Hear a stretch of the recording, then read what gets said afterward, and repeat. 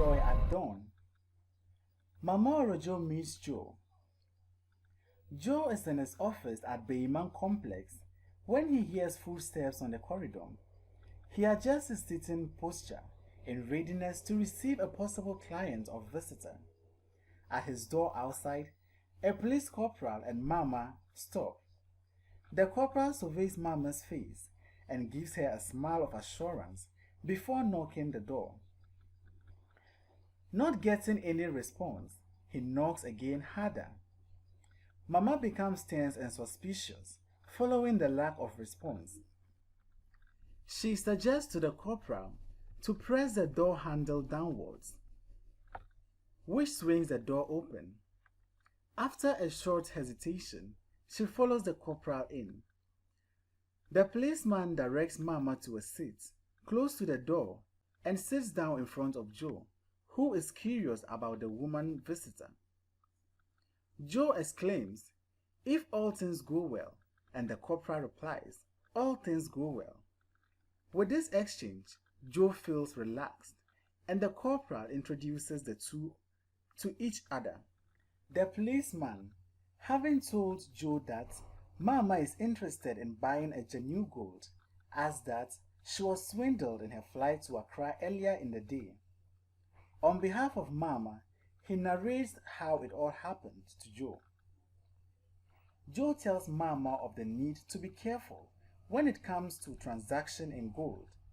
Suddenly, he stops speaking.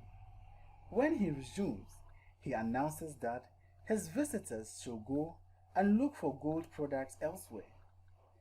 The policeman is surprised and angry. He tells Joe that Mama Orojo needs anything gold, be it products of gold or raw gold.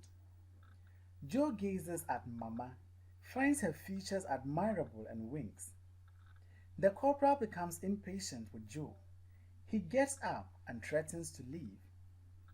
At this point, Joe brings out a small weighing scale and teaches Mama Orojo on how it works. Mama Orojo offers to buy 15,000 cedis worth of gold, which impresses Joe and makes him to think that this kind of transaction will soon send him back to the mines. The mines had become a dangerous place to explore recently due to the activities of the security persons. Joe decides to entertain his guests at Bay's restaurant when another visitor enters. Niado, the visitor, is his friend who serves one of the minerals board. Niado informs him of the development about government's plan for the mining industry, a plan that will allow people like Joe engage in mining business legally. Led by Joe, they all go to the restaurant, but after the meal, Joe takes excuse and heads for the expense bank hall. At the door of the bank, he sees a police guard and nearly freezes.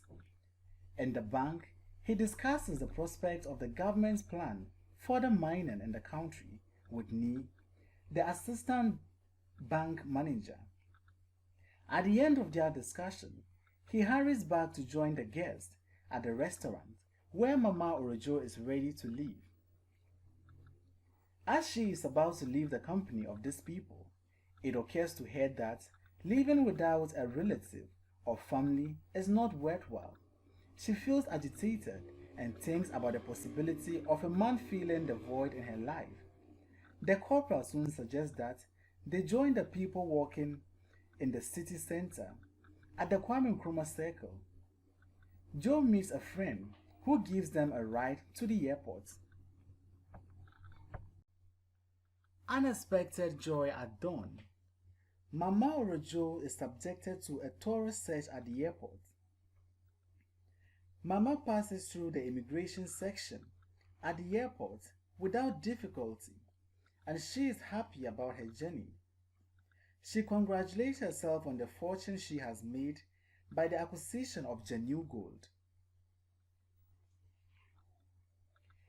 Before she gets to the customs section of the many checkpoints in the airport, she has unzipped her bag, ready for its inspection. As she hands over her bag, she looks away, but the custom officer at the counter, insists that she looks at him and pay attention to the bag, but she shows indifference to the remarks. The customs officer brings out the contents of the bag one after the other and examines them. Finding nothing incriminating, he directs Mama Orojo to the door behind him. In the room, she is subjected to a thorough body search by two ladies. At the end, she is asked to go. She walks uncertainly back to pack her things at the earlier checkpoint and then moves on to the second counter. At the second counter, she unpacked her things for the inspection again. An army corporal runs a metal detector over her body and shakes his head. A red light is shown on the machine, which suggests that something is wrong. While holding her Bible jealously, the machine is moved over her body for the second time and it makes a shrill sound when it gets to her waist section. The man shouts, threatening her to declare whatever she is hiding there. Mama Orojo declares that she hides nothing and has nothing to declare, but the corporal insists that there is something. He orders her back to the small room where the two ladies searched her earlier. On seeing Mama Orojo coming back, the customs woman looks serious and stern, suspecting that Mama probably outsmarted them earlier. She takes the Bible from her and places it on a chair nearby. Mama struggles with nervousness but manages to put on a good composure. The custom woman searches Mama's body again and feels satisfied, wondering whether the machine is faulty or the corporal is fascinated by Mama Orojo's buttocks. She becomes apologetic, blaming some wicked ones for the way Mama Orojo has been treated.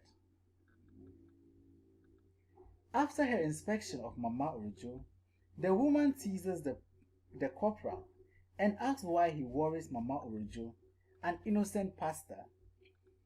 He asks whether it is Mama Orojo's backside that is taunting to the corporal.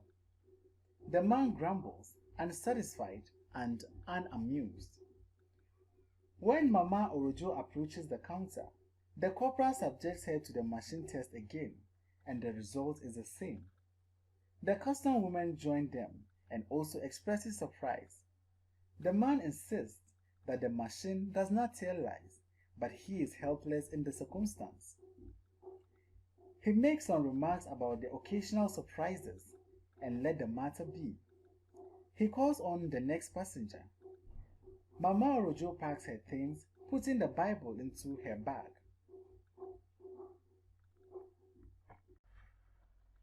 Unexpected joy at dawn. Nee suffers humiliation in the hands of her students. Nee maneuvers through the human traffic and queue of people who are trying to buy essential commodities. Though interested in buying similar things, he has no time to queue. He hurries on and soon arrives at his destination, the school, where he teaches for 3 hours every week. Meanwhile, before Nee's arrival, the headmaster of the school had checked in on what was happening in 5B classroom, where Nee was supposed to be teaching. Nee was not there, and the student had complained to the head teacher. Nee had been late on all the days he had to teach. The head teacher took notes from the teacher's attendance register. Nee arrives at the school very tired. He meets the headmaster first and shortly sees the students of class 5B streaming out of the classroom towards the head teacher. As they get to Nee, one of them complains that they had waited for too long. He hopes that the head teacher will say something, but when nothing is forthcoming from the man, Nee requests the students to enter the classroom. The students refuse to do so. Nee looks around for the headmaster, probably for intervention, but the man is gone. He walks towards the classroom while apologizing to his students. They refuse to follow him. On entering the classroom, he sees some insulting messages left for him on the board. Later, some of the students enter the classroom and sit down. Nee brings out his notebook from a polythene bag and lurches over a chair for a while. As he gets up, two of the students begin to laugh, but he ignores them. As he turns to clean the writing on the board, the laughter increases. Shortly, he approaches the boys and asks why they were disturbing the others. The boys deny laughing, despite his insistence that he saw them do so. Nee hits his head with an exercise book. He charges the boy, calling him a fool. In the process, he loses his balance. While falling on a chair, the boy knocks the chair out of the way, making Nee fall face down on the floor, almost in tears. He gets up agitated and moves toward the blackboard. He accuses the students of disrespect and observes that some of them fail because of this. He packs his things and leaves the classroom. He hears a student shout his name, but he ignores him. Shortly, he begins to curse, shout, shake his head, and throws the chalk that was in his hand against the wall. Luckily, the headmaster arrives to save the situation. The head teacher talks to Nee about the need to also take care of his students' interests, to avoid lateness and the like. Nee requests for his allowance for the 3 weeks he has taught. Following the head teacher's remark that he will miss the day's allowance. Seeing Nee's determination over the request, he agrees to pay. In addition, he informs him that he will be introducing 5C, another class for him to teach economics. Unexpected joy at dawn. Revolutionary Guard shot a girl. On his way home from school, where he suffered some humiliation, Nee thought of stopping by the market to buy some things. However, the thought of Mansa alone at home changes his mind, and he hurries on his way home. As Nee walks on fast, he notices that many people are headed in the market direction. It is a big crowd. He shouts to get the attention of a girl running towards the crowd.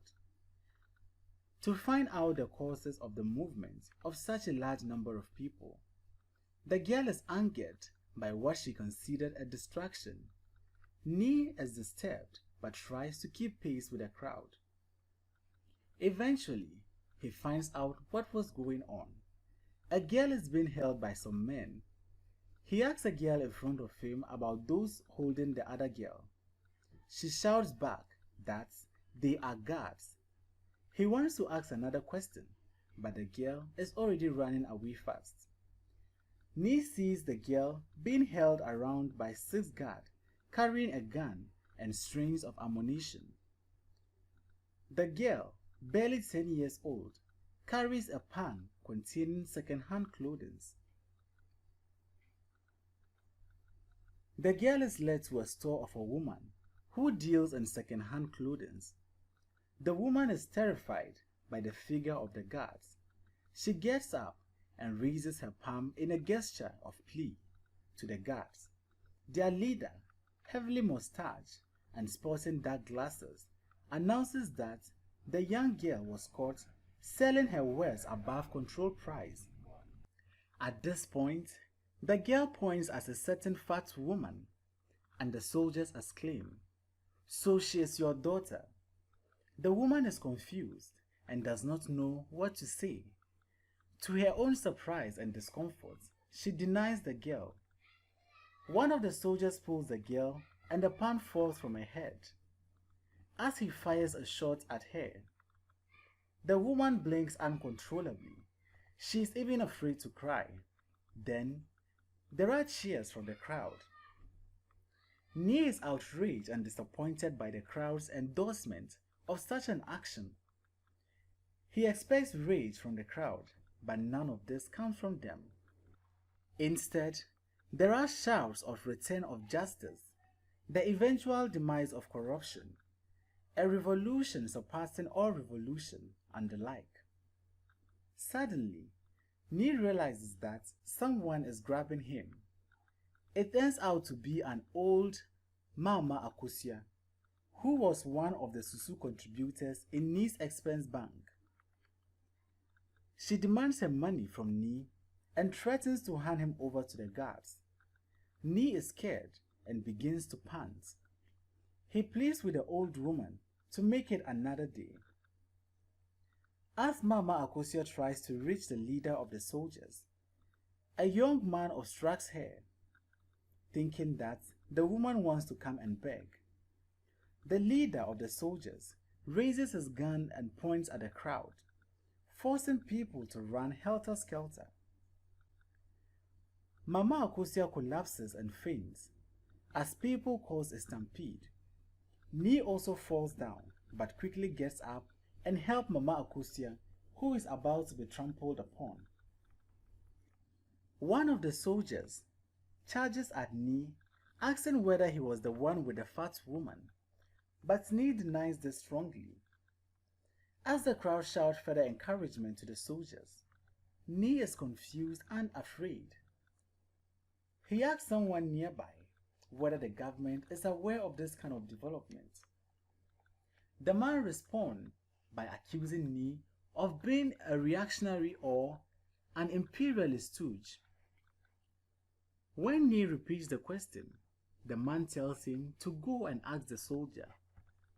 He wonders whether Nee wanted to send his name to the authorities or write about him in the papers. He asks Nee to go home.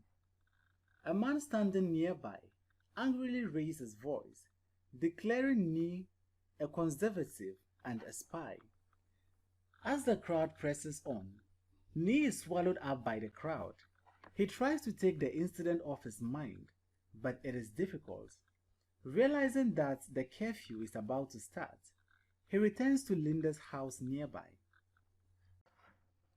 Unexpected joy at dawn. Linda tries to seduce Nee. Nee finds safety in Linda's house. As the curfew approaches, both are talking in low tones. Linda throws herself at Nee, but he ignores her.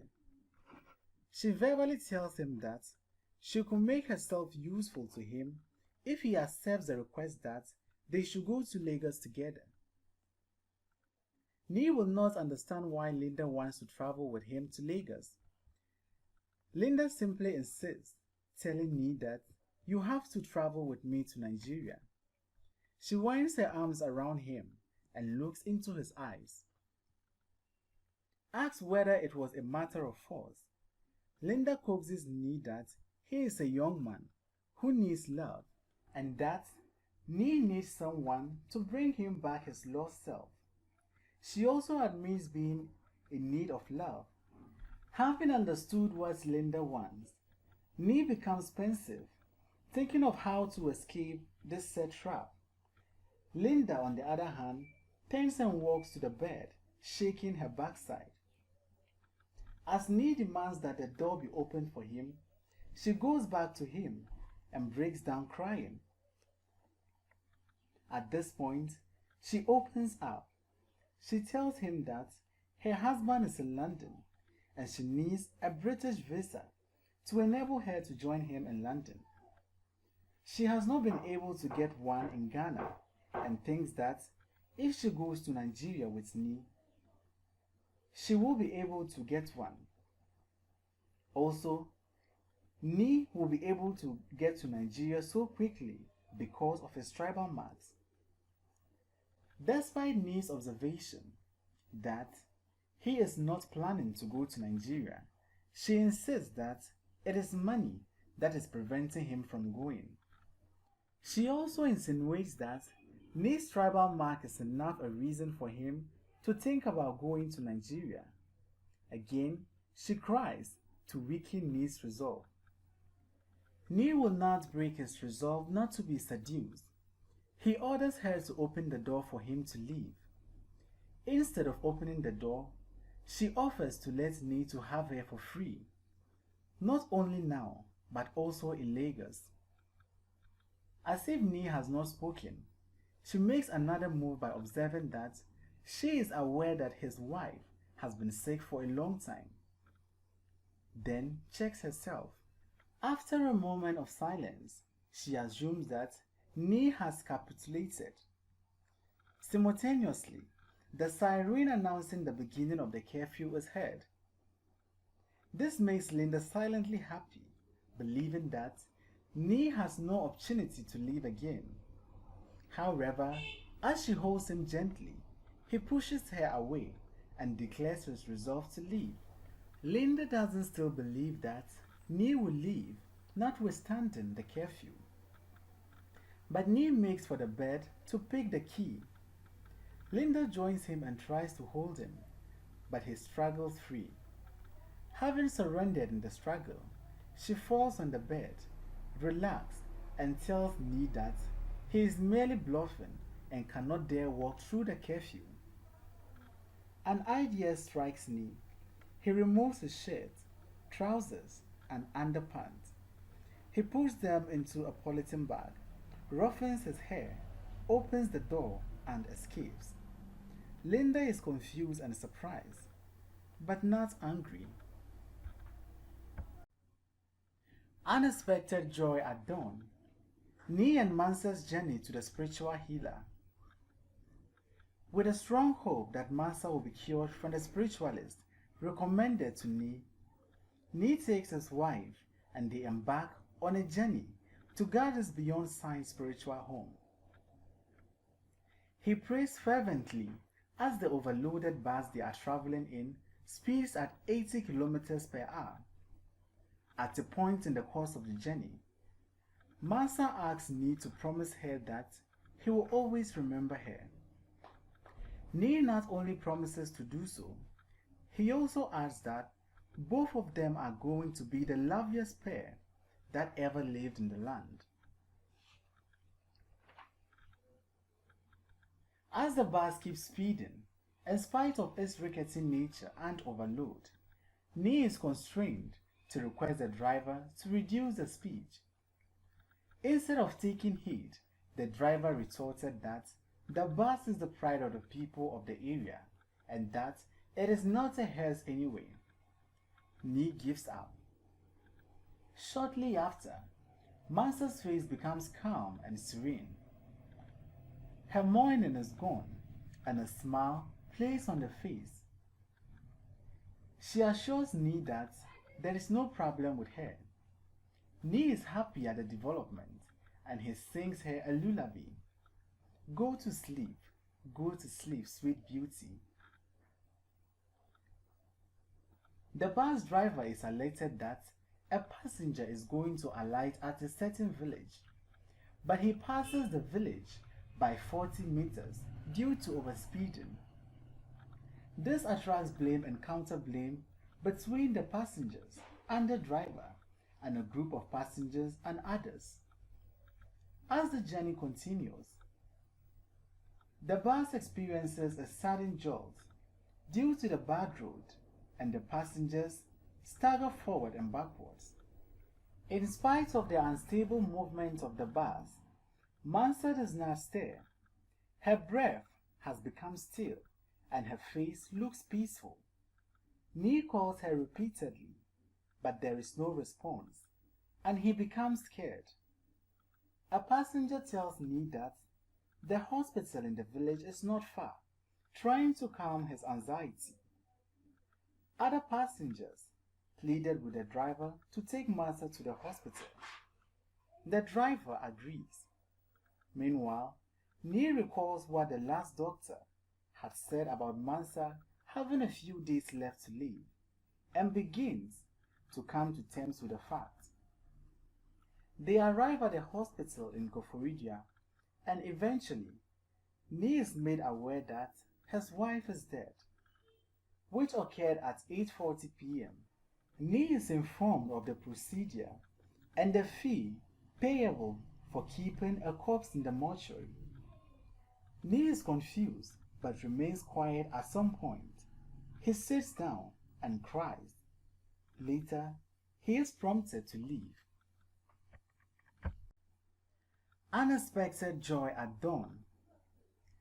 Nee's journey to Nigeria. Nee joins other passengers to travel 280 kilometers in a 9-seater Peugeot estate car from the capital Accra to the border town of Banukope. A few meters from the border, the passengers alight from the car because the border between Ghana and Togo is closed. Together with others, Nee walks along the footpath to the Togo side of the border. Soon, they leave the path to go through a cassava farm as a cover from the eyes of the security guards. The leader of the group soon changes into torn and wrinkled clothing like a farmer's. Others follow suit, except Nee, who is not familiar with the procedures of the journey. Following the insistence of the other members that he should do something about his appearance, Nee pulls off his shirt, roughens it, and smears it with soil. He put the shirt back on with a smile. The travelers march on in the bush cautiously and in silence. At the slightest sound, they fall and lie on the ground. As they crawl on, Nee notices that the feature of one of those ahead of him looks familiar. As soon as he discovers that the man is Aaron, the soil scientist, who had approached his bank to fund his project about bricks. The leader charged them for their talk, which may draw unnecessary attention. Shortly, the leader of the group successfully crosses the border, followed by another person. Nee also begins to crawl forward. Suddenly, a gunshot is heard, followed by approaching feet. Nee lies down motionless when he could have crossed over in seconds. 4 soldiers move toward the travelers with their guns at the ready. A corporal among them points his gun at Nee and asks him to raise his hands up.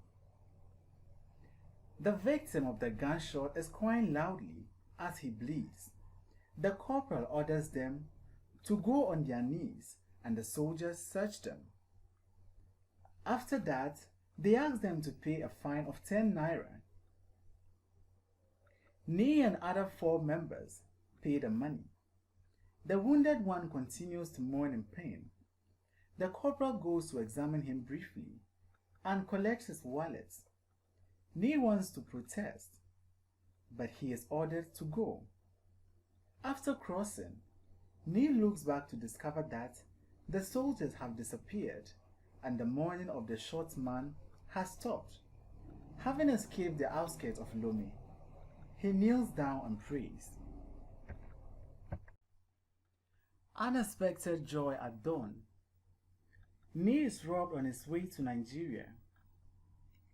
From Togo to Benin, the journey was good. The next phase is from Benin to Nigeria. Nee is with one of the people he traveled with from Accra. He asks the man if he knows the person who was shot at the Togo border, but the man answers in the negative. Apparently familiar with the route, the man tells Nee that things like that happen regularly and that he should expect more ahead. The man suggests that they go to the lorry park where they will get a motorcyclist taking passengers to Nigerian border. Both formally introduce each other. Nee Moses Taki, a former banker, and Ezla, a trader. Nee jokes about his flight and both laugh it off, taking delight and security in each other's company. Ezla chooses a young cyclist, while Nee goes for an elderly one. Nee offers to pay 5 naira fare. Jokingly, he tells Nee to always remember that some passengers try to get smart once they have taken them to their destination, and thereafter prompts Nee to get on the bike. While on the bike, The motorcyclist tries to engage his passenger in a conversation, sharing his experience on the route. Later, he asks if Nee has got the fare ready because they have only 10 kilometers to Lagos. The rider steadies his bike and tells Nee that all motorcyclists need cooperation from passengers. Nee is not quite clear about what the man is getting at, so he keeps his peace. The man goes further and tells him that the immigration people demand a lot from them. Nee keeps quiet. Apparently, seeing that Nee is determined not to play balls, the motorcyclist slows down and directly asks his passenger how much he is going to pay. Nee points out that that is already a settled matter and thrusts a 5 naira note towards the man. The cyclist insists on more money because, according to him, the immigration officers would demand extra money. Nee offers to add 2 naira to make it 7, but the man considers it ridiculous. He dismisses Nee's obstinacy as insulting and tells him that he cannot fool an experienced person like him. Nee requests to be left to deal with the immigration people and custom. The cyclist changes his tactics. He gets on the bike and revs the engine as he wants to abandon Nee in the bush. He reminds that Lagos is 10 kilometers away and asks that he may offer the 7 naira to the wild beast in the bush when they come calling. Seeing that the motorcyclist is about to leave him in the bush, Nee gets furious and asks to be taken back to the border. Shortly, the motorcyclist turns off the bike's engine, walks up to Nee, and demands all the money that Nee has. Before Nee realizes what was happening, the man has given him 2 stinging punches on his cheeks. Nee tries to resist, but the man overpowers him. As Nee falls on his back, the man pulls out a knife. Nee shakes with fear and offers to pay him 20 naira. However, as he tries to take 20 naira out of the money in his socks, the motorcyclist grabs everything, runs to his back, and zooms off. By the time he gets up, Nee's jaw aches badly. He manages to get up and walk to the road, where he finds a house. Walking further, he soon discovers that he has actually crossed the border of Nigeria, and so Nee is currently in Nigeria. Unexpected joy at dawn. Nee and Aaron fall into the hands of Nigerian security officials. Having discovered that the story of 10 kilometers to Nigeria, sold to him by the motorist, is a ruse, Nee walks from the border to a town where he changes into decent dress and kneels down in a prayer for some moments. Meanwhile, a certain man is standing over Nee. As he turns to see who it is, the man addresses him as Omogana. Initially, but later asks for his name. Nee smiles and tells his name, but the gesture makes the man lose his cool. Nee draws attention to his tribal marks as a sign that he is a Nigerian rather than a Ghanaian. This further angers the security man, who accuses Nee of speaking unnecessary grammar, and he drives him toward the border post. Here, Nee sees Aaron and 3 of his co-travelers. Nee is surprised at the way the officer is treating him. He insists that he is a Nigerian and therefore does not deserve the kind of harassment being subjected to him. He tries to get the attention of some soldiers moving up and down the room in which he has been moved, but they ignore him. The officer holding him suddenly releases him and he falls on the ground. Another officer's attention is drawn by Nee's fall and he seeks to know what the matter is. He learns that Nee is claiming to be a Nigerian. When he asks whether Nee can speak any Nigerian language, Nee becomes mute. On learning of Nee's name, he declares him as a perfect Ghanaian who is pretending to be a Nigerian. Nee, Aaron, and other arrested foreigners are ordered into a vehicle. Nee becomes frightened as he thinks that if these officers refuse to release them, they will be in real trouble. Yet, he hopes that things will change for the better when they get to Lagos. Aaron is, however, skeptical. He believes that even if those in government care about cases like theirs, nobody will take cases to them. The vehicle soon gets to Lagos, and Nee is amazed at the number of people crossing the road. However, rather than being taken to the superior authority in Lagos, they are being taken outside of the city, towards an unknown location. Realizing that they are being taken out of Lagos, Nee boldly asks where they are taking them to. This attracts serious reprimand from the officers, leading them away. Again, Nee tries to explain his rules as a Nigerian, but the officers will not hear anything of that sort. The vehicle stops, and the apparent leader of the group, Palio, gets down and moves towards the rear of the vehicle, but changes his mind and climbs it again. Having settled down again, he requests to see Nee's papers.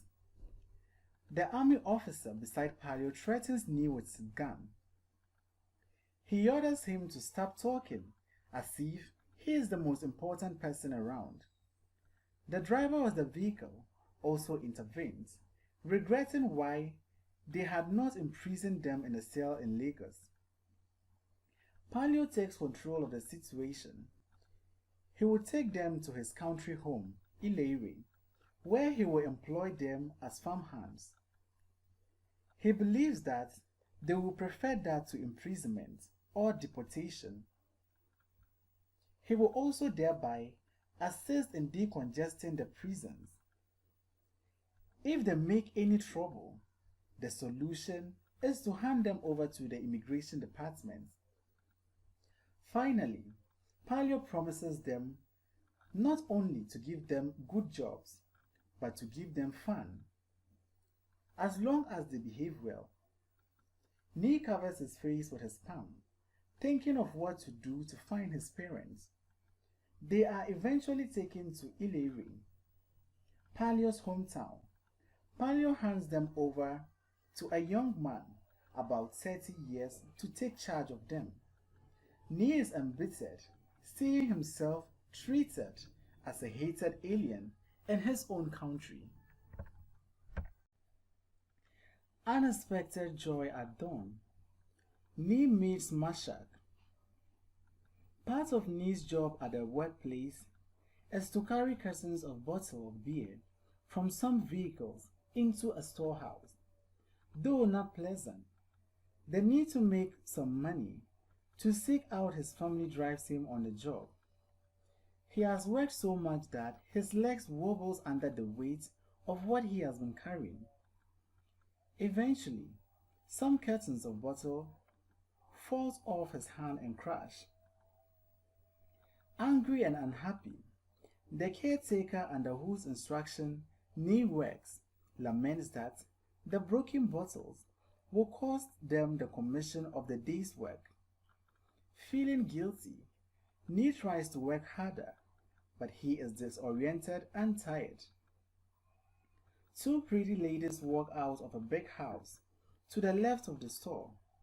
On seeing Nee, one of them, in a familiar Ghanaian language, observed that Nee is tired. Nee is excited at hearing someone speak a Ghanaian language around him. He moves towards the ladies and expresses his surprise at their ability to figure out that he was a Ghanaian.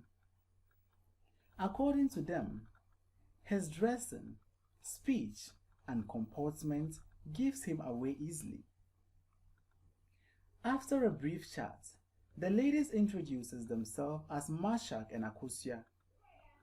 Nee suspects they are call girls. Mashak asks Nee to come and visit them in the hotel they just emerged from.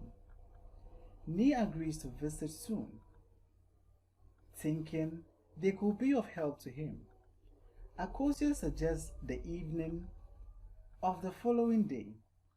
The brief interaction with the ladies becomes an energizer for Nee, and he does the rest of his work with vigor.